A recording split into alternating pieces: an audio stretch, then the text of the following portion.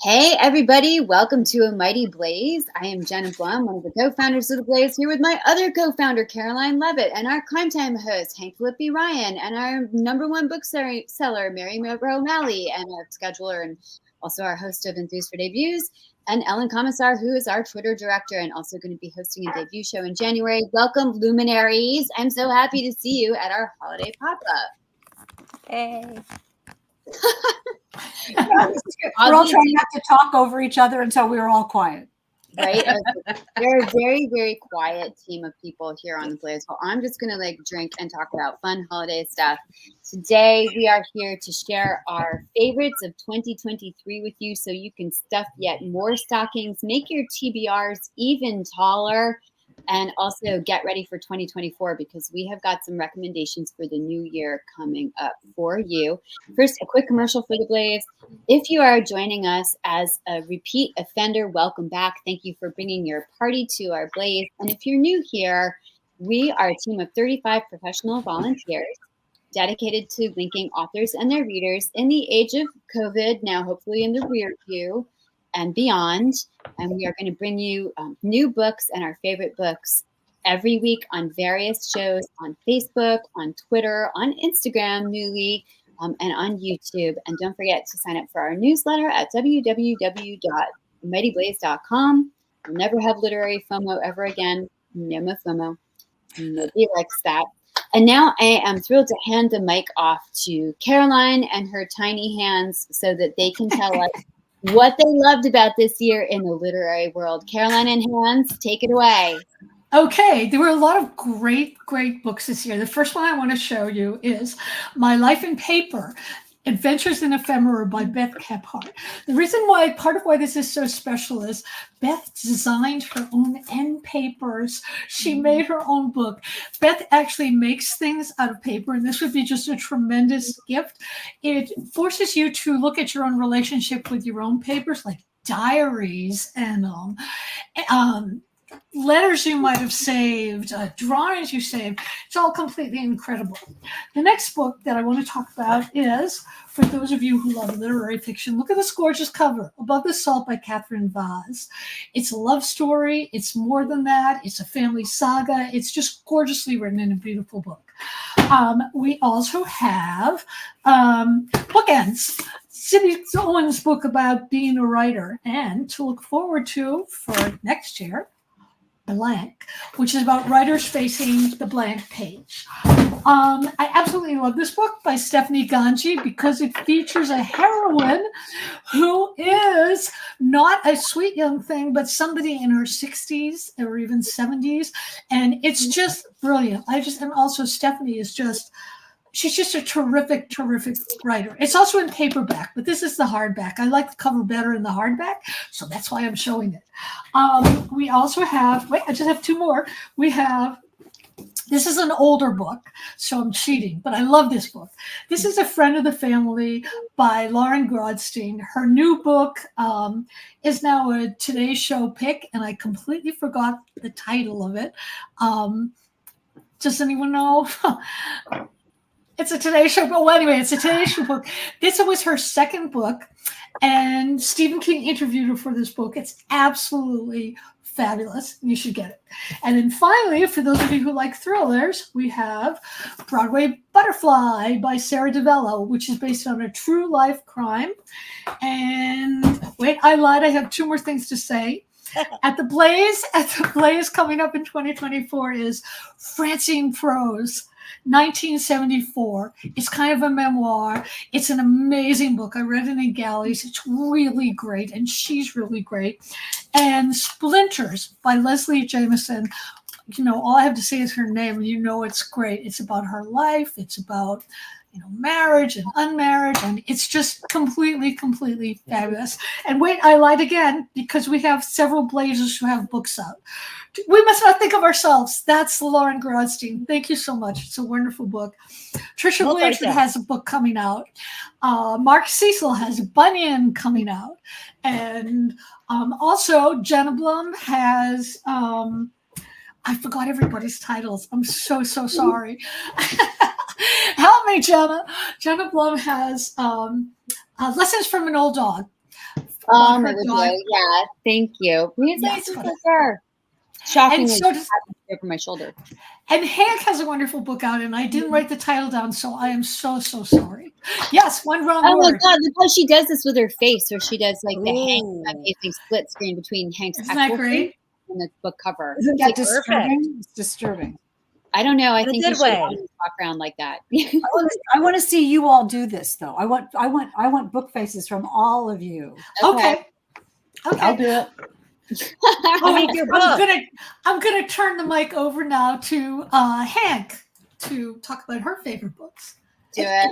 It's Oh, so she's much doing fun. funny. It's so much fun to hear this, isn't it? Because we're all going to pick kind of different books, but there might be sort of a Venn diagram of how they. Thank you, Anissa. Hey, Kathy Lanigan. Hey, Lorraine. Nice to see you all. I'm looking at the comments here. There might be sort of a Venn diagram of things that we all love, but all our shows will highlight the books that we love. And on Crime Time, we've had some absolutely amazing, innovative books. And that's what I want to show you, some innovative books where the structure is unique and the reading experience is unique. Like Murder in the Family by Kara Hunter. Do you know this book? Look at it. It is a script. It is maps. It is of course, I'm not showing the ones. It's got scripts. It has maps. It has documents. It has medical records. It has CVs. It has all kinds of. It doesn't have chapters, and it is the script and the directions for a television show about a true crime in the family. And it is one of the most interactive that I've ever seen. It like the reader can solve the crime along the way, and you have all the clues that you need to do it. And it's multimedia in a book, and Kara Hunter does a marvelous job with this. It's interesting because I love this book so much that I looked up Kara Hunter, and turns out she's a hot shot in the UK, and she's just coming to the United States with a couple of her books. So watch for Kara Hunter's books coming out in the US next year. She'll have 3 because she's fabulous. And Murder in the Family is a standalone, again, with these glorious, glorious maps that she drew. And you drew the maps, Hank? Sorry to interrupt, but like that's amazing. I want to see the maps again. She drew everything. She did all of these things. Wow. It's astonishing. When I interviewed her on Crime Time, I couldn't wait to ask her about how her brain worked. I mean, usually we can write or we can draw. Isn't that different sides of the brain? And she's really got all of it. So quite amazing. So Murder in the Family and Etc. by Kara Hunter. Now here, this is so interesting and so new for me. And I will have to admit that I did read Alex Segura's book, which has some graphic novel elements. But this is my first actual, truly graphic novel, Where the Body Was by Ed Brubaker and Sean Phillips. And I, honestly, you all, I did not know about these things. And it is gorgeous. It is drawn beautifully. The panels are exquisite. And the thing that's you might want to not give this to your teenagers. However, there are a couple pages that I wouldn't want to show here on the family show. I got to tell you, I was a little surprised. But anyway, it is a tour de force because it is a combination of a gorgeous noir mystery, as good as any noir has ever been, with a little, but also sort of philosophical, our town. I mean, it's touching and poignant and thought-provoking and also beautiful and tough and noir. I just don't know how he did it. Ed and Sean are amazing. And this is an incredible graphic novel. I was so impressed by this. Just two more? Okay. This is called Kill Show, a true crime novel. Do you know this? Kill Show is, and we were talking about different structure, is all interviews. It is so fun. It is, again, a true crime show about true crime. I read it like lightning. Kill Show by Daniel Swearenbecker. I read it like lightning. There are no chapters again. So there's none of, you just think, oh, just one more page, one more page, one more page, one more page. And you just keep going. It's a tour de force in point of view. It's a marvelous murder mystery. And it's also a pretty cool examination of how obsessed we are with true crime. And what does that really mean about us, that we are intrigued and obsessed with reading about other people's disasters? And not only that, but that people are making money from it, which he says in this book, you're criticizing me for loving true crime, but you bought this book, and you're reading it, so what can we learn from this? And so Daniel Swearenbecker's Skill Show, really, really good. And finally, on a different note altogether, Janice Hallett's The Christmas Appeal. This is Janice Hallett is a genius. There's no question about it. Janice Hallett is a genius. And this book it's all in emails, first of all in emails.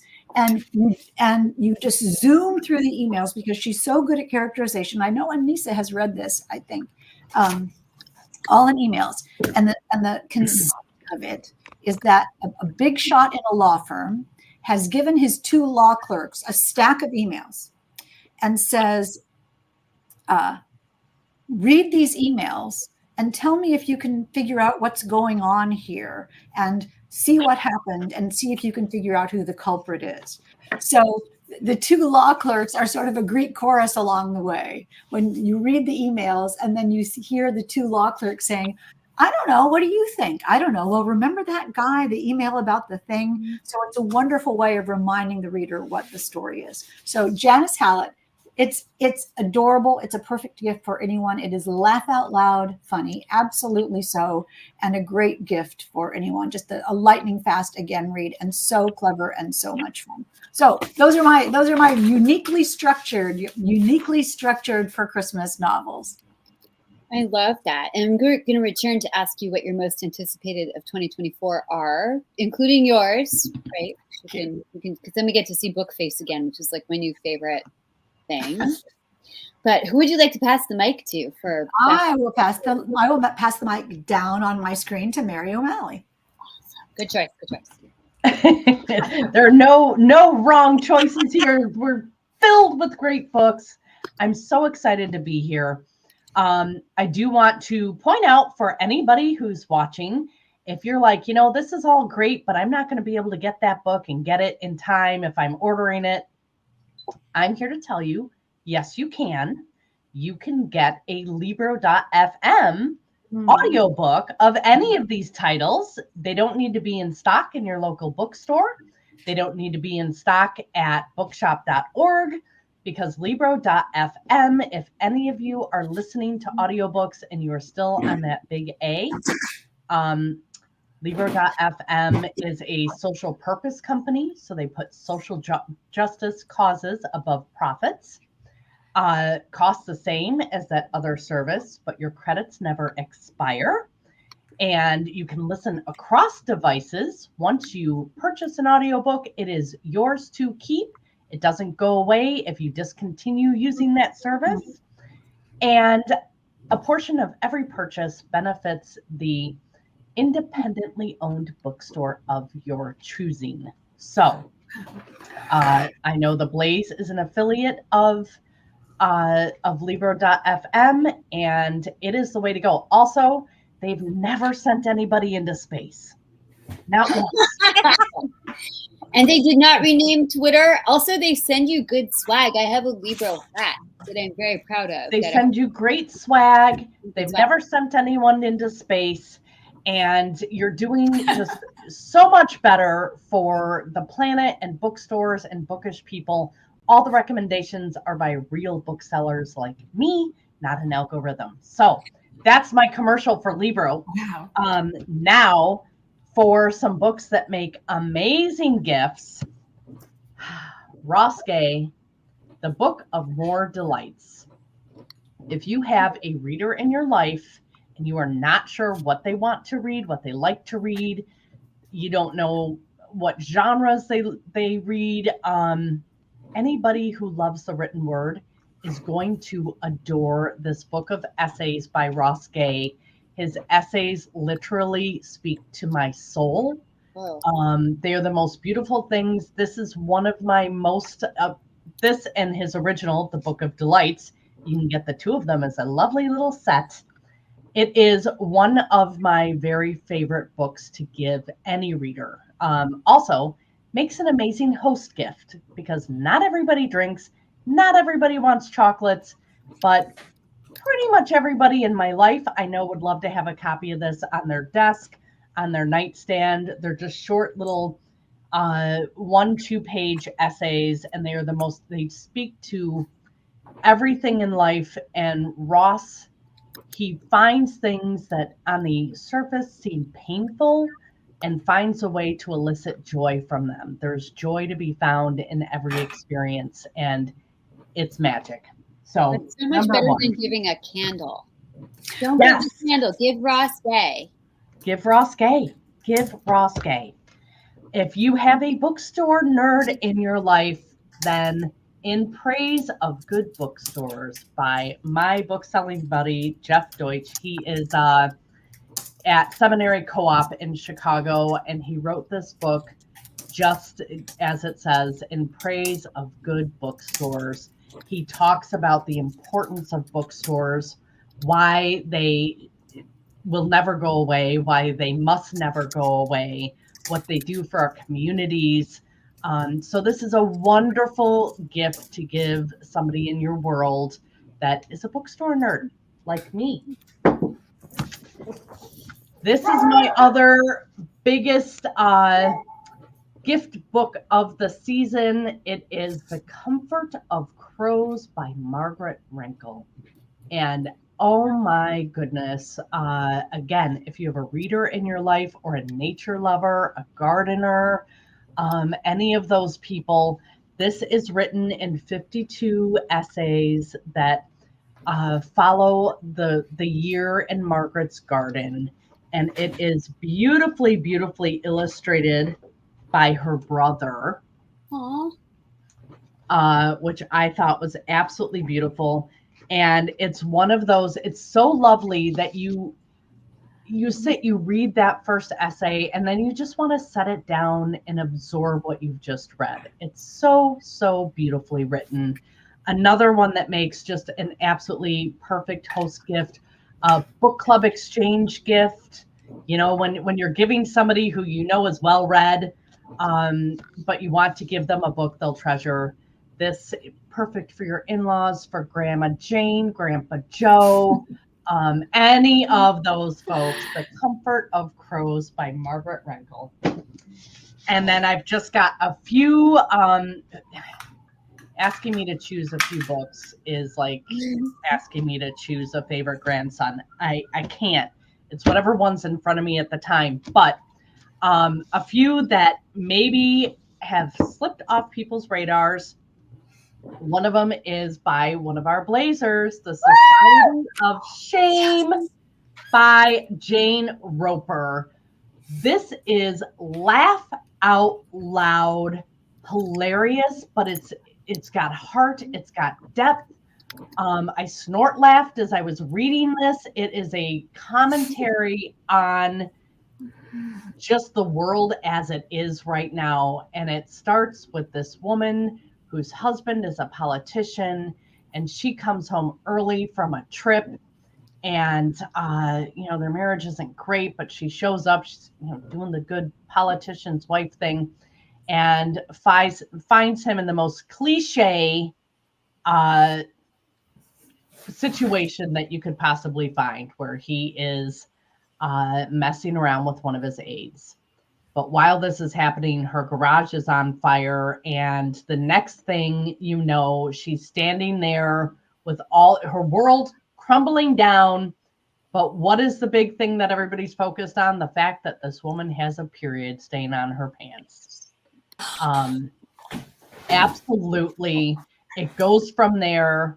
It is cancel culture, social media. It is just everything. I adored this book so much. And then my last two recommendations, I could sit here for 3 hours going through my favorite books of this year. I won't do that. This is from a husband and husband writing duo that are incredible. I know it is. So this is a double whammy of The Celebrants by Stephen Rowley. Oh my God, I adore Stephen so very much. And his books keep getting better and better and better. And The Celebrants is just a joy and a treasure on long-term friendships and life, just life, The Celebrants. And released on the same day Amazing. was this beautiful book, Big Gay Wedding, from Stephen's husband, Byron. These two magical humans, I just love them. Byron's first book was A Star is Bored, which was inspired by his time working as a personal assistant to Carrie Fisher. And I fell in love with Byron reading that book. He has really stretched his writing chops with Big Gay Wedding. Byron and Stephen are so wonderfully adorable that in the acknowledgments to A Star is Born, Byron proposed to Stephen. Oh, Stephen accepted the proposal in the acknowledgments of his next book. Stop it. Because they wanted their love story in the Library of Congress forever and ever. So that just tells you what magical people they are. They are also incredibly talented writers. Big Gay Wedding is about a small town boy who has left this small town. He has moved away so that he can live, out as a gay man. But he comes back. His mom's trying to keep the family farm together. And her son decides that he's going to have his big gay wedding on the farm in this small Missouri town. So lots to love here. Those are my majorly pared down titles for some of my favorites of 2023. And then I've got a little stack for coming attractions as well. But before I get to those, we need to hear what Ellen's got on her stack for great gifts for 2023. well, first of all, I just started reading Stephen Rowley, and I'm very excited because The Guncle Abroad is coming out this spring, I believe. And so that's going to be another huge historical book. So that's great. So I have a couple unusual books. First, I'm going to go with the big, heavy Covenant of Water, which is all tabbed up because I've read it already, facilitated several book clubs on this. It's just epic. It's telling two stories in a part of India that we're not familiar with. You have spices, you have food, you have all of the landscape, and you have two very different stories that eventually must hit. And the whole time you're reading, you're just waiting and waiting and waiting. And there's all these side stories and all these wonderful characters, and all sorts of things happen. And it's brilliant from a literary standpoint. There are things that happen somewhere in the 600, 700 page, and you're like, wait, there was a reference to this way back when. And you go back, and it's like on page 54, and it's beautiful, and it just holds together. And I've read it 1.5 times. I got to do a little more reading because I'm facilitating it yet again for a book club.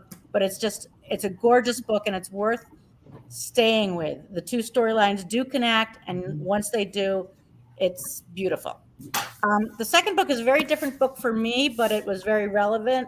It's The Times, How the Newspaper of Record Survived Scandal, Scorn, and the Transformation of Journalism. Now, if you're a former journalist like I am, or you just are fascinated by what happens in the newsroom, this book is amazing. They used to talk about the Kremlinology of the newsroom, and you will learn how elbows out these talented editors are, and how they're at the one point, praising their competitors, people in other departments, people vying for the same jobs, and in the other hand, writing the memo to the publisher in which they trash that person.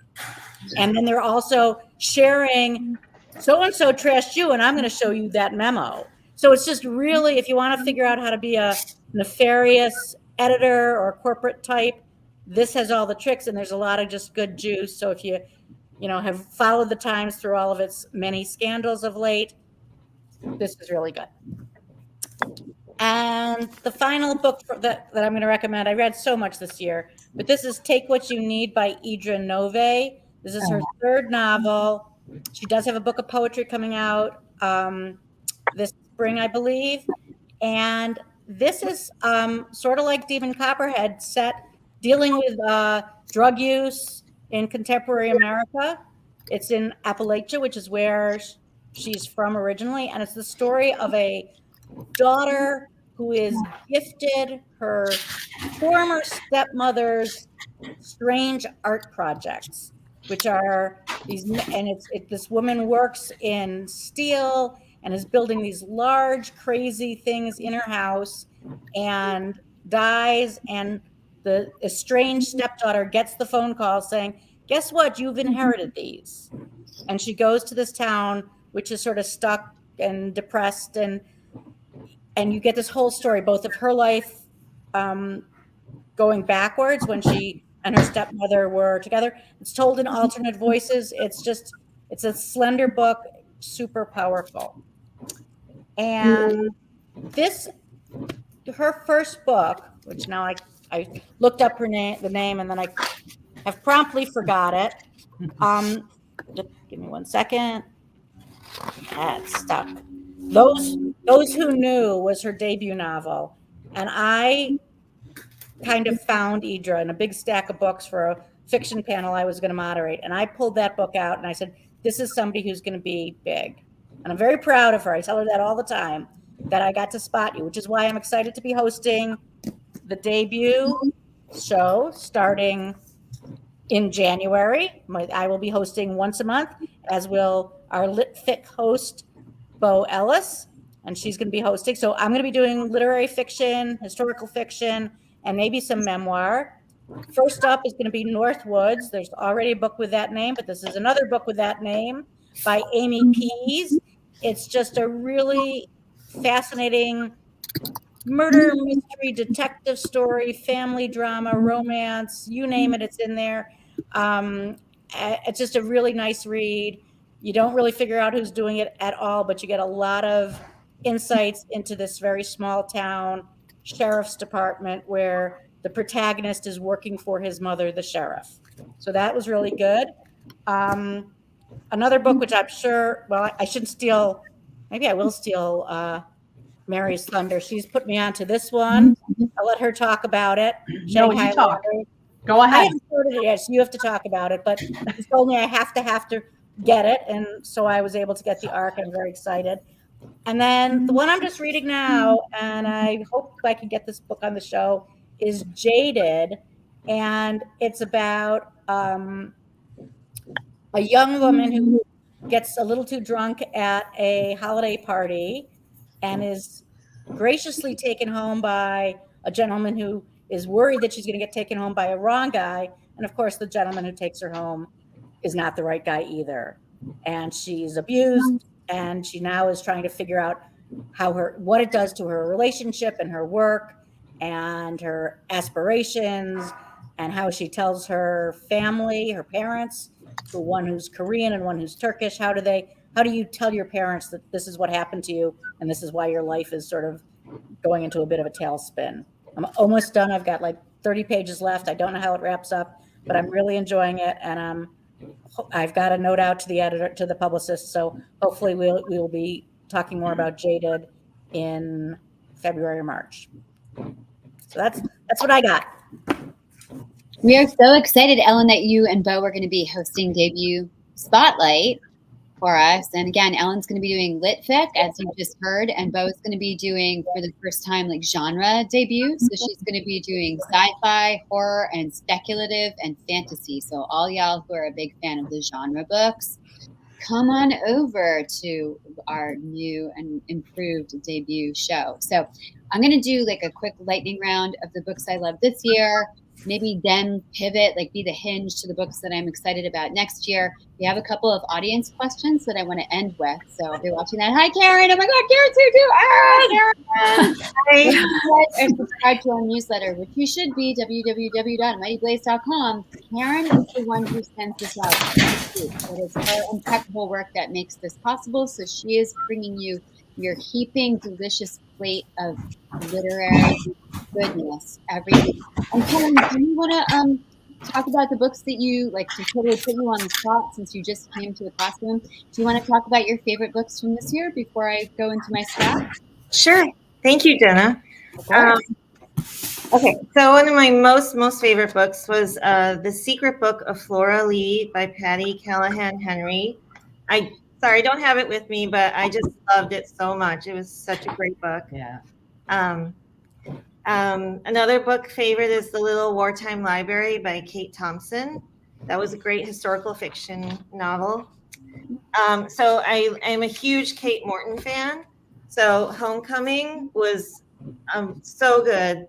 And it's like so many pages of just deliciousness. You can't believe it. It's amazing. Okay. Also, I loved The Invisible Hour by Alice Hoffman. It's always so good. So good. And I love this book, Henry Winkler. I know Mary loved it too, but it was so great. So many life lessons. He's just so wise and amazing. This is a really good gift book. I love this one. And then Julie Gerstenbach's Letters from Nantucket was really awesome too. Those are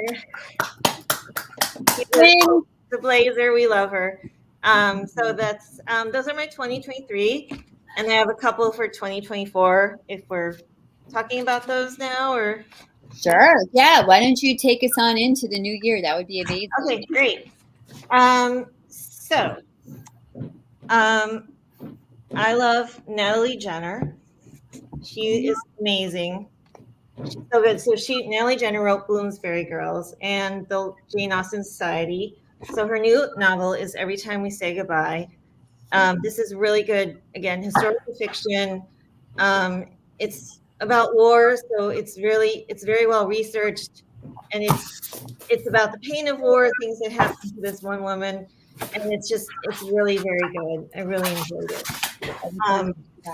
And then I have again another favorite of mine, Rebecca Cyril. She wrote One Italian Summer, and I can't remember the name of her other novel, but her new novel is Expiration Dates.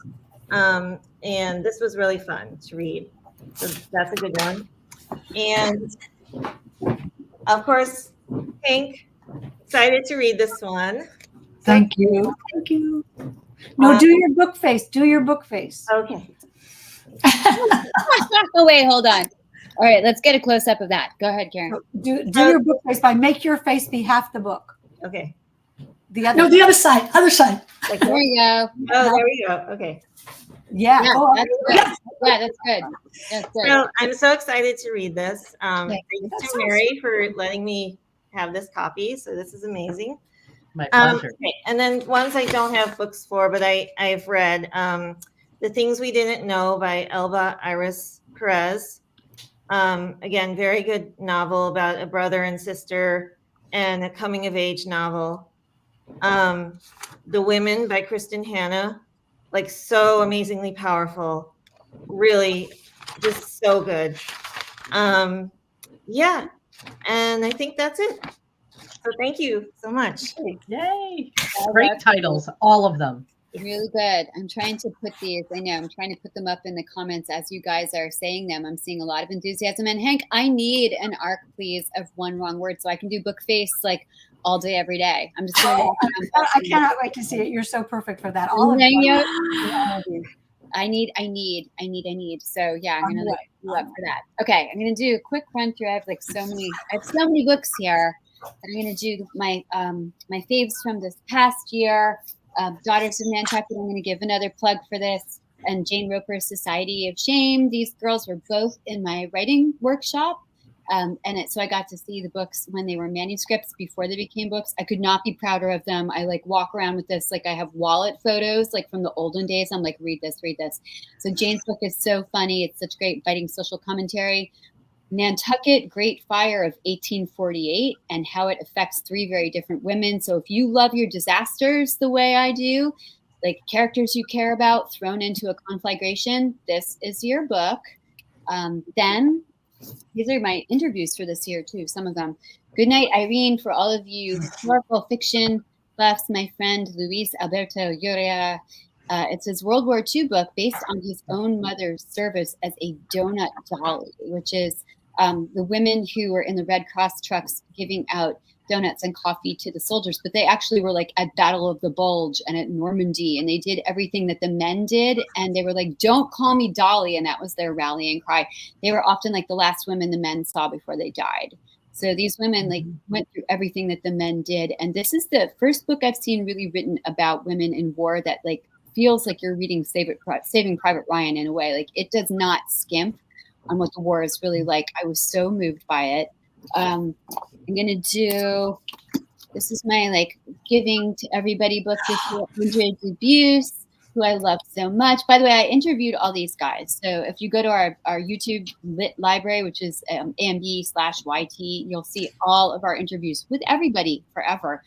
I interviewed Andre. He is the kindest man in the whole world. He was kind about his book about kindness, but this is about a blue collar guy who's down on his luck, suffers a back injury, and has like every right to think that life is really terrible, and like what happens to him to sort of change his perspective. And it's like honestly the grittiest and most feel good book of the year, which is like ice cream with tar or something. But you think like, how is this going to work? And it is honestly like the most uplifting book I've read in like years. So good. Jenny Jackson, Pineapple Street. When I interviewed Jenny for The Blaze, Jenny was an editor. She is an editor.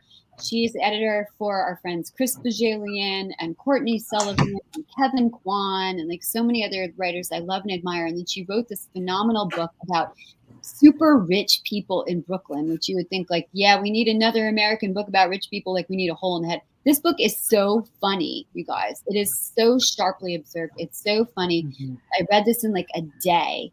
And then I said, when I interviewed her in the green room, I'm like, this is going to be like, you know, New York Times bestseller list like next week. And she's like, oh, you're so kind. And then she had to say that. Like, no writer's going to be like, you're right, Jenna. I mean, my book's going to be on the list, but her book, you guys heard it here first. And Laura Worrell, who I didn't get a chance to interview, but I spoke with in Michigan at the Harbor Springs Festival of the Book. Sweet, soft, plenty rhythm.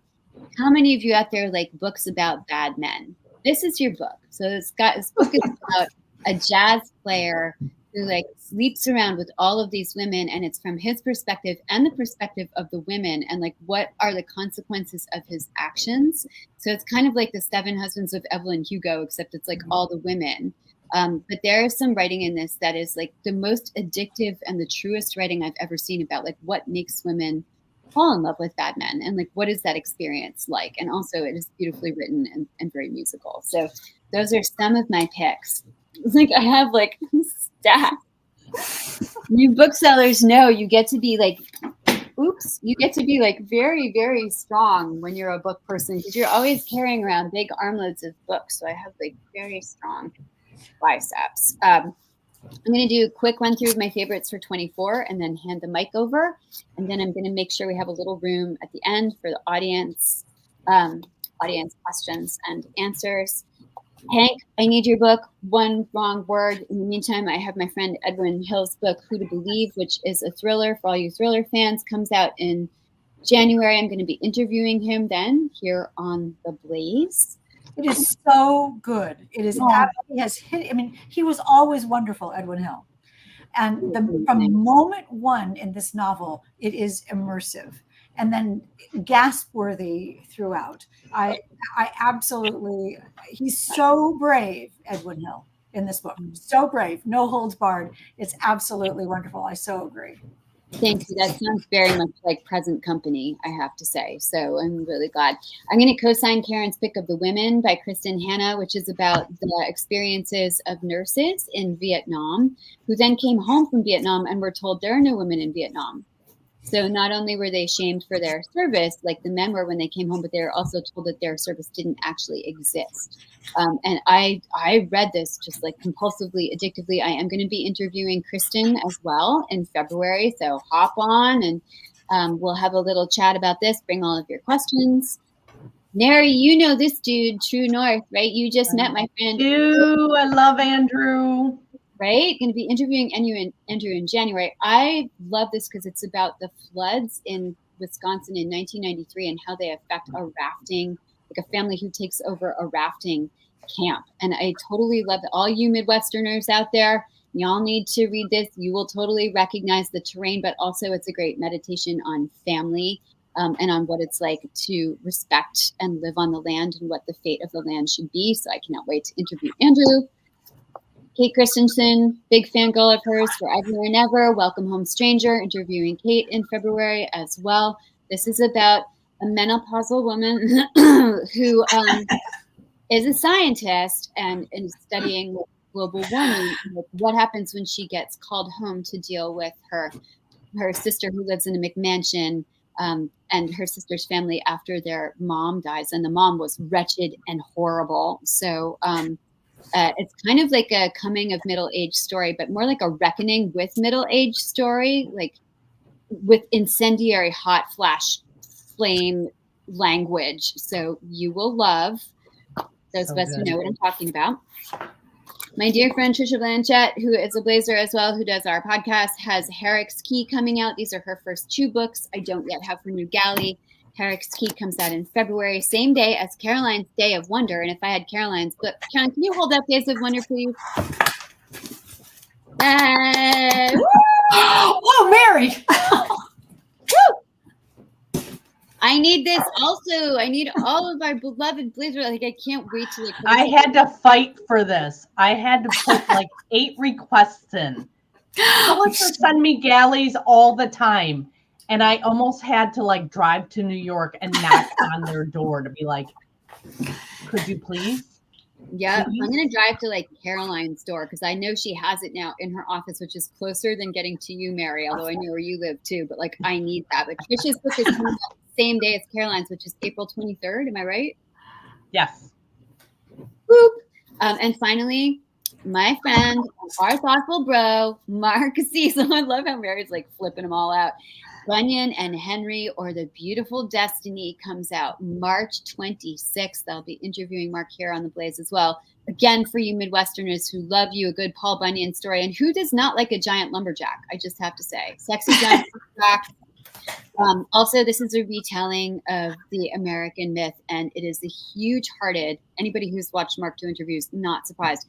So smart, so funny, so muscular, huge-hearted tale about America in all of its like frightening grotesquerie and its best qualities of like hope and ebullience and ingenuity. So Bunyan and Henry drops March 26th. And now I hand it back over to who did not do their most anticipated yet? Mary. Me. Go, Mary. Okay. So, yes, Jenna just took care of 2. So Days of Wonder, I do not read electronically. I hate reading electronically. I hate it. I tell publishers, if you want me to read and talk about this book, send me a copy. But this book I read electronically. And not only did I read it, I kept running upstairs so that I could keep reading it. I could not stop. Oh my God, the story in here just did not let go of my heart and soul the entire from start to finish. I love this book so much. Yes, Caroline, behind our tiny hands. I love this book with all of my tiny fingers. It's magic. It's magic. And I also, so I will add on to Jenna's talking about Bunyan and Henry. I told Mark and I told the publisher, This was the kind of book that as a child in my messed up traumatic childhood made me fall in love with reading. It Oh, wow. has a quest, it has an epic journey, it's got a hero that you can get behind. It just had all of those elements of books that when I was young pulled me out of my own reality and, not into this like I didn't want to read the books about the princess in the castle and everything's wonderful. I wanted gritty books, and that's what I loved. And this book brought me right back to that feeling. It is an intergenerational read. It is a buddy read. This is something that I'd love to give my father-in-law and then talk to him about it. It's something that you can share across, genders and genres, and it's got something for everybody. So, I did not bring all of my books in here that I want to talk about. You can find me on Instagram at Blurb Your Enthusiasm, and all of my forthcoming books that I've read already and I'm bananas about for next year will be on there. Shanghailanders is one of them. Oh my God, that book just, and I still don't have a finished galley with the new cover. Just an incredible story. That is a must read. Speaking to Hanks, when you were talking about the thrillers, one coming out in, I think, January is The Mysterious Case of the Alperton Angels. Oh, A true crimey type, but it's all through texts and emails and interviews. And yes, it took me a minute to get into that format. Like it's Janice Hallett, the struggled. genius. It's Janice Yes, Hallett. I struggled to get into the format, and then once I did, I could not put that book down. Oh my good God, it's so good. Think of what a genius she is to have had the whole story, and then she made it be in sections like that. It's brilliant. It's brilliantly done. And I loved it so much. So I'm only going to talk about two others. There are so many that I'm just, okay, three others. Three more. The other one I don't even have in here. It comes out not until spring. It's called The Ministry of Time. You're going to hear a lot about The Ministry of Time. Oh my God, I'm blanking on the author. It's going to be one of the big books of spring. One of the big book clubs is picking it up. It is just the blurb on the cover, which, to Anissa's question, books choose me. I don't choose books. I pick them up, I look at them, I'm not sure, I put it down, I pick it up again, and if I pick it up twice, I'm like, this book wants me to read it. The Ministry of Time on the cover, it said something about this young girl who's in this office. She just got this job she's not sure she's qualified for, and she says, well, what, these expats, where are they? And she's like, well, they're not really, we're not calling them expats. Well, where are they from? They're from the past. So the Brits have figured out how to pull people from the past for something that doesn't exist yet, time travel. This book is so well researched as to what it might look like. It's a time travel mystery romance. Oh, that sounds great. Wasn't sure I was going to buy in, and I barely got into it before I was like, I am all in. This is great. Much sooner than that, coming out January, I think 2nd. I'm appalled this is not on the Indie Next list for January, because this may be the favorite title of all the books I've read of next year. It is Martyr by Kaveh Akbar. This book, he's a poet by trade before this novel came out. And that comes through in his writing. He writes with a poet's heart, the language. If you want to read a book for the language, because the language and the words and the way he puts them together is so spectacularly done. Martyr. I'm not a fan of the cover. I was really hoping this was not going to be the final cover, but it is. But it kind of works with the story. I think it's going to do a disservice to this book. I have it dog-eared. I took a pen out and I was writing in the margins and I was circling things. It is so the story is not autobiographical, but there are a lot of elements to the main character that are. It is about an Iranian refugee who is now an orphan after the death of his father. His mother died when he was young in a plane crash. And he is, he's a poet, he's a writer, he's a gay man, trying to figure out his way, and he becomes obsessed with murders. And he finds out about this woman in New York City who is a living artist. What do you call it? Performance artist, living out her final days in a museum. She's terminally ill, and she just sits at a table and people can come and talk to her about whatever they want. And so he goes to talk to her. It is funny. It is brilliant. I haven't read a book that hit me this hard in a long time. It's incredible. I want to make sure at our fall conference, Ruth Lieberman was like, "What's your book that you're talking about, Mary?" And I'm like, "Martyr." And I grabbed their stack and I walked around the entire conference, hand selling it to the bookseller. And not just saying read it, but telling them why. And several of them now have posted. They're like, "Oh my God, this book. Martyr comes out first week of January." And the other book that I just want people, this is a little crazy. So if you liked Remarkably Bright Creatures about the octopus, this is similar but very different. It is Say Hello to My Little Friend by Janine Capo-Cruzet. This is absolutely unlike anything I've ever read. It's two storylines. It is a young man living in Miami who came over on a boat from Cuba, and his mother died getting him here. And he's just been given a cease and desist letter from Pitbull's people because he's a Pitbull impersonator, and that's how he makes his money.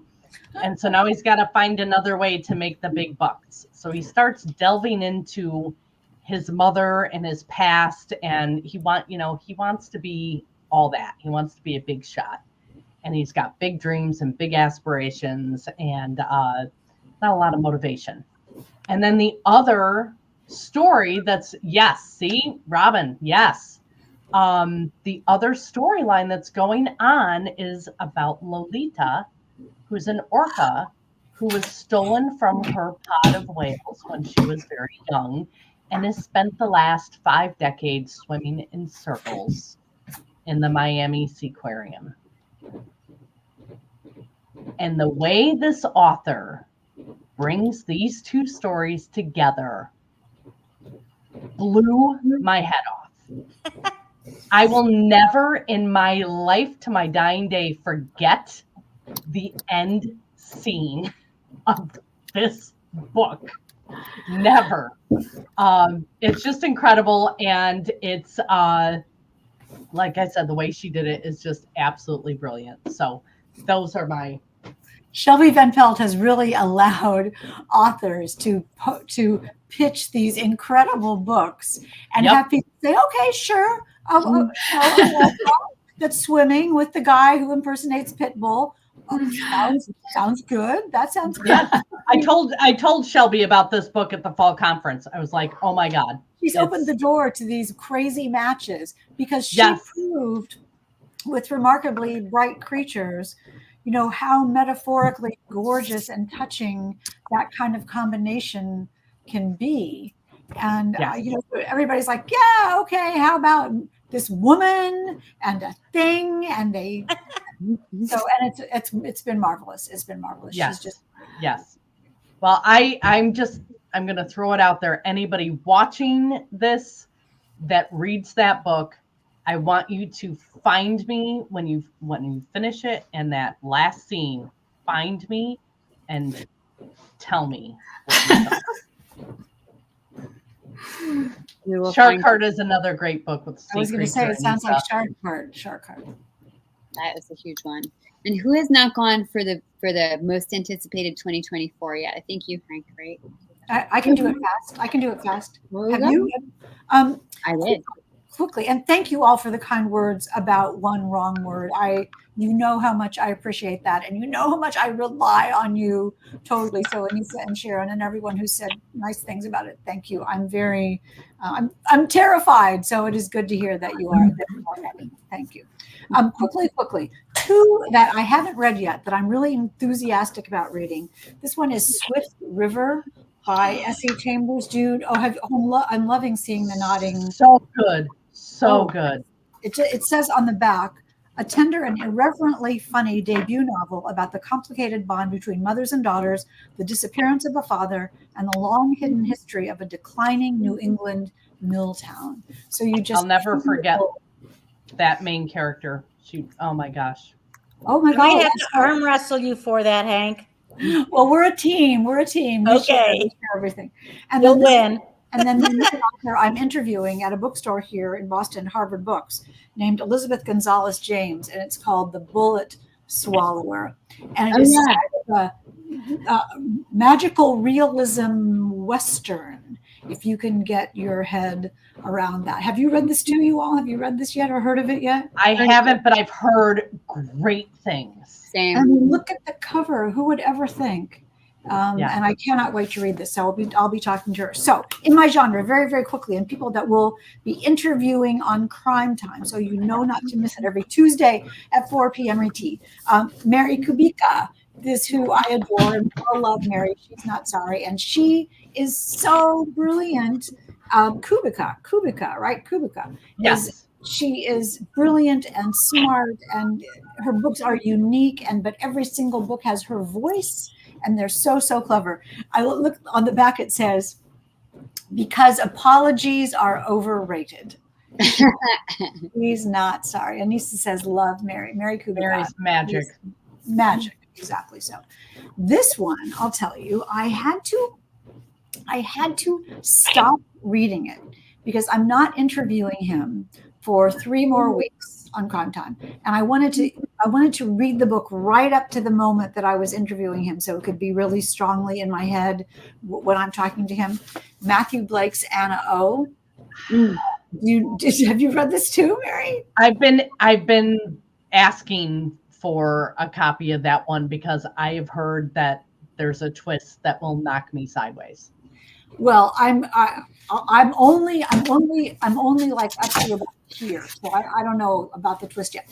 But it's about a woman who may or may not, a cool 20-something woman who may or may not have killed a couple of people on purpose. And after she did or didn't do that, she's been asleep, and she's been asleep for 4 years. And one of the other main characters is a sleep doctor who is tasked with waking her up so she can stand trial. So which would be the better thing to do? Let her sleep and be free, or wake her up and have her probably go to prison forever? But so Anna O by Matthew Blake. It's really, That's great. yeah. Now this is Tracy Sierra's Night Watching, and calling you, Carolyn. I started reading this, and it is so frightening that I stopped reading it, and in a good way, in the very best of ways. It starts out, just listen to this line. There was someone in the house. Okay, I'm scared. That's really, really marvelous. So Tracy Sierra, Night Watching. This is a debut, and I can't wait for this. Quickly do more. Jonathan Santlofer has a new book, The Lost Van Gogh. Guess what it's about? So it's about, and The Lost Van Gogh supposedly is Van Gogh's last self-portrait. which may or may not actually exist. And New York Magazine just picked this as one of the top picks of the year. So Jonathan Santlofer is an amazing artist and a wonderfully good, brilliant writer and the best guy ever. So Jonathan Santlofer. And finally, on January 2nd on A Mighty Blaze, look who we have, the iconic, brilliant, wonderful Tess Gerritsen, who is just a genius in every way. You know, Rizzoli and Isles. But this is about retired CIA agents, all of who have moved to Camden, Maine, and have sort of a community. Tess is calling me now, and have sort of a community of their own. And guess what they have to do? They're all retired, and they have to go back into service to figure out who left the body in the driveway. So Tess Gerritsen has done it again. This is just great, this spy ghost. That is, and like you all, I have if I go like this, I'll have 100 more books I could share. Yeah, that's the problem. Me too. I have stacks and stacks and stacks of books. So I have 2 book related questions I'm gonna ask you guys from our audience before we send you off into the night. Kathy had asked a great question about how pre-ordering a book is helpful to the author, but some of the authors answered that in the chat. So if you guys want to know, go and look, but definitely pre-order every book from every author you love because it helps our first week of sales. The 2 questions are, one is from Anissa. How do you pick books that you're reading for pleasure instead of for blurbs or events? And then from Julie, who's one author you read anything and everything they write? So let's go with Anissa's first. I'll put the question up for you guys. How do you pick blurbs to read for pleasure? Or books to read for pleasure? I said earlier, they kind of pick me. I look at them. I pick it up. I might set it down again, but generally if I find myself picking it up again, it wants me to read it. I really, they speak to me. I read the first page. I always read the first page, even the first sentence. If the first page doesn't draw me in, then I move on to another book. Yeah. In all my classes, I teach that. That Do you? is the make or break moment for a Yep, novel. that's right. You read the first page, and our reader brains know. That's right. It's just for us. It may not be that it's not that the book is bad. It's just not a book for Absolutely us. correct. That's right. And that blink reflex that we have is so brilliant. It's amazing. Mm-hmm. Mm-hmm. I think that's right. What do you guys think, Ellen, Karen? How you pick? Yeah. How do you pick things?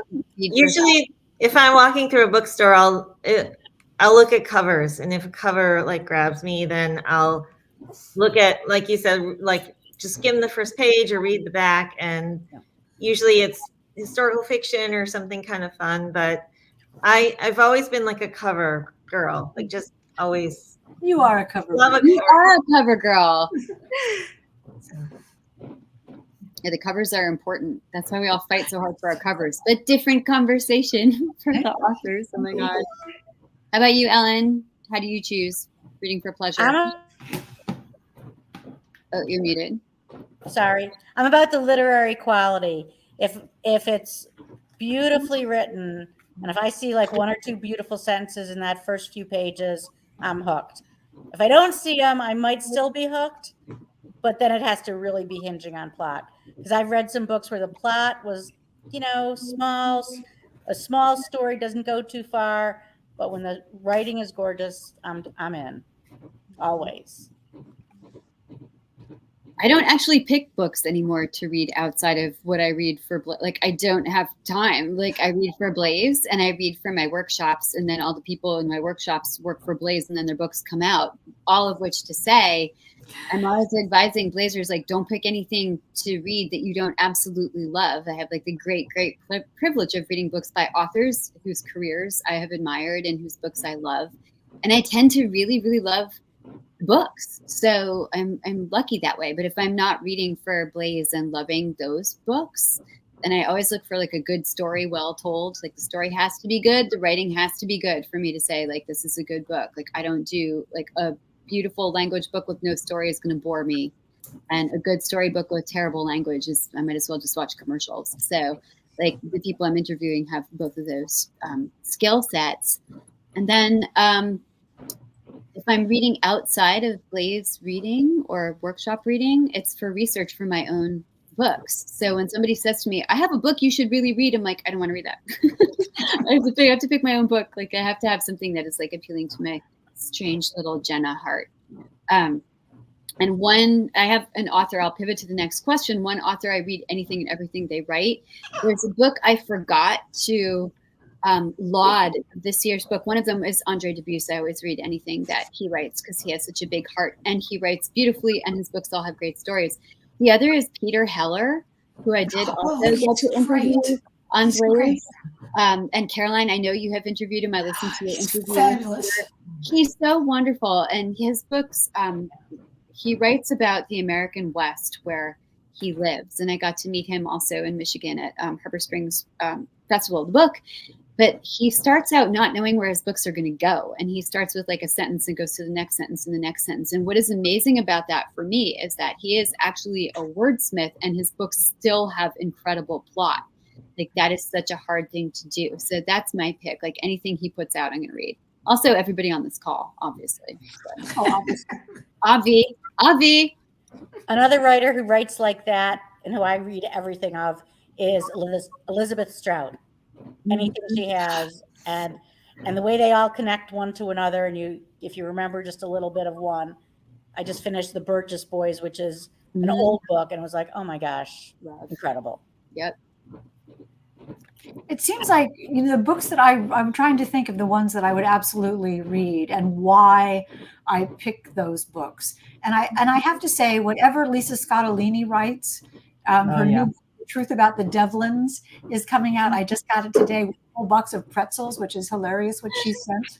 She sent me the book and a box of pretzels, Philadelphia pretzels with mustard and salt. Yeah, amazing.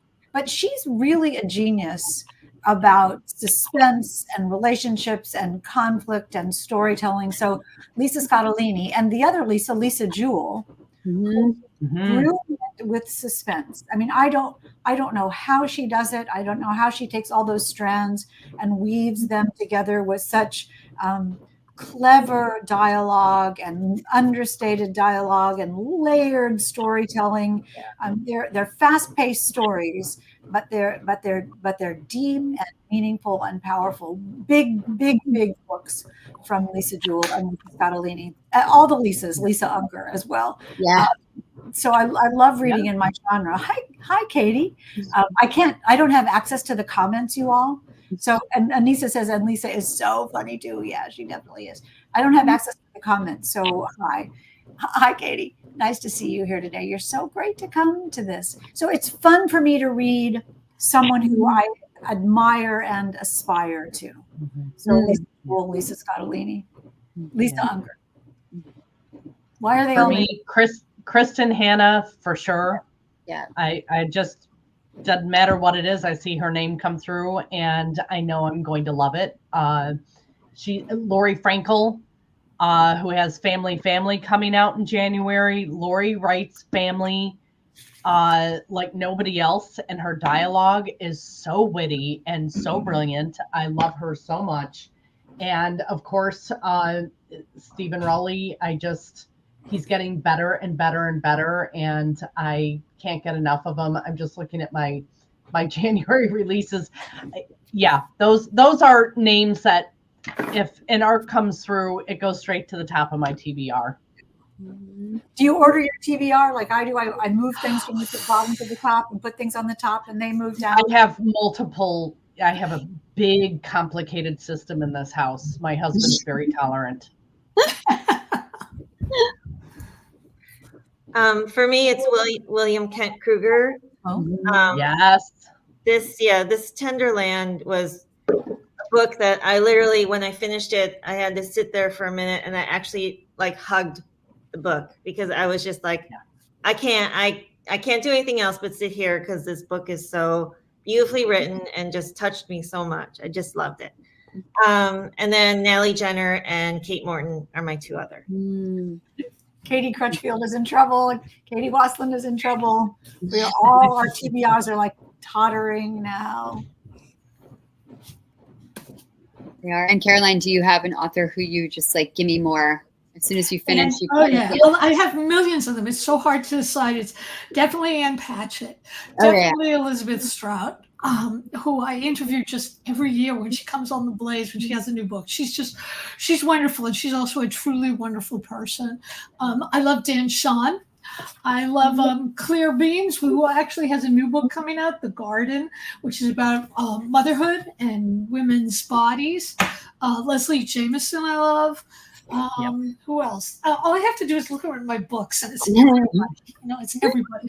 If I love your book, then I'm gonna follow you everywhere. I'm gonna stalk you. So be forewarned. I love that. That is so great. Well, we'll all stalk each other. There are so many good books that are coming out in this next year. Among them, like again, so many Blazer books. We have Trisha Blanchett. We have Mark Cecil. We have our beloved dear Hank. Hank, can you do the book face again, please? I guess I will try to do the book face. Okay, please do book face. I love that. Oh my God, you're so good at that. You're good at it. You So got good. it matched up perfectly. Yeah, I'm gonna hit you up for that because I literally want to walk around the streets of Boston doing that and freaking people out. And of course, Caroline Levitt, Days of Wonder is coming out April 20th. You guys, like one of the things I love most about this conversation is that it clearly could go on for like 8 or 9 more hours at least, because we could all just sit here and talk about books forever. I love that. I asked in the chat, like, who would want to see us do like a book rec show, Mary, looking at you, like on a more consistent basis. And we did get enthusiasm for that. So I'd love to, I would just like every month, just like get together with some, beer and headgear and like talk about books. So you guys. Order maybe. What's coming next? Fine with me. I'll be sending out more links for everybody. And in the meantime, like we all know how busy it is right before the start of the holiday season. I cannot thank you guys enough for being here. And I cannot thank our viewers enough for taking time away from their parties, their present wrapping, their eggnogs, their families, the books they might be reading, the series they might be binging, to come and watch us talk about yet more books to add to your giant TBR. So thank you so much, Blaze Nation. We would not be here without you. And Blaze fam, I love you guys. Thank you, thank you, thank you. Love you guys. Love you. Good night, everyone. Thank you, everyone. Good night. Happy holidays. Happy New Year. Happy reading. Bye.